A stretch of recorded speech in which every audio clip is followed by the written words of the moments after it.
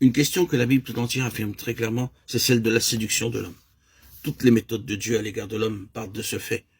Par la chute, et depuis la chute, la race est considérée comme une race séduite. Ce n'est pas seulement au commencement que la race a été séduite en Adam, mais elle a été entraînée de plus en plus profondément dans sa séduction. Au lieu d'échapper à sa séduction par ce que l'on appelle instruction, c'est-à-dire civilisation, éducation, culture, tout cela ne sert qu'à accumuler cette séduction. Nous le remarquons par le fait que les nations les plus instruites et les plus évoluées en cette heure avancée de l'histoire de ce monde sont prises dans l'étau d'une force qui les oblige à employer toute leur instruction en vue de produire des moyens de destruction mutuelle.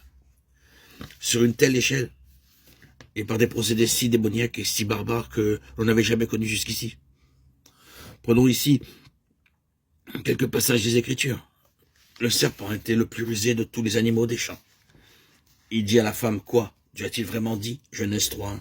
Or, l'Esprit dit expressément que dans les derniers temps, quelques-uns se détourneront pour s'attacher à des esprits séducteurs et à des doctrines de démons. 1 Timothée 4:1. Cette sagesse-là n'est point celle qui vient d'en haut, au contraire. Elle est terrestre, charnelle, psychique, diabolique. Jacques 3:15. Puis, il fut précipité, le grand dragon, le serpent ancien, appelé le diable et Satan, celui qui séduit le monde entier. Et il fut précipité, et ses anges furent précipités avec lui. Apocalypse 12:9.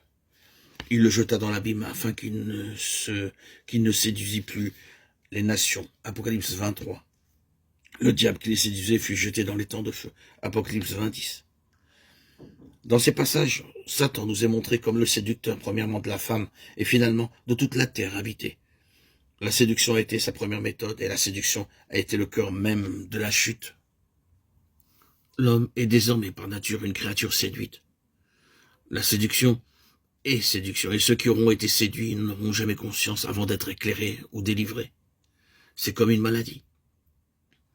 Il existe des formes de maladies mentales qui amènent ceux qui en souffrent à croire certaines choses qui paraissent ridicules et impossibles aux esprits bien portants. Il est inutile de discuter avec eux, et fut-il d'essayer de les convaincre de l'erreur de leurs idées. Il est même cruel en vérité de s'opposer à eux.